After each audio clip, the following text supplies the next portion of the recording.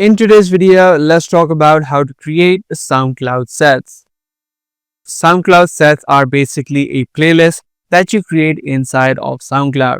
Whether you add in or create playlists that you like inside of SoundCloud, or whether you add or upload your own music, and you can also create set from that as well. So let me quickly show you how sets or basically playlists work inside of SoundCloud. Let's say you come across a song that you like and want to add in inside of some playlist that you might have or might want to create a separate playlist. What you can do is click on the three dotted line on a song or a music that you like and want to add in or create a playlist of. Click on the three dotted line and right here you'll see the option called add to playlist. Either you can add this song to an existing playlist or you can also create a new one by clicking on the create a playlist option. You can name this whatever you like and then click on save on the right hand side.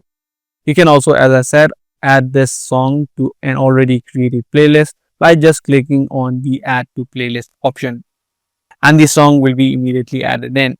Now you do also have the option of creating a playlist from all of the uploads that you might make.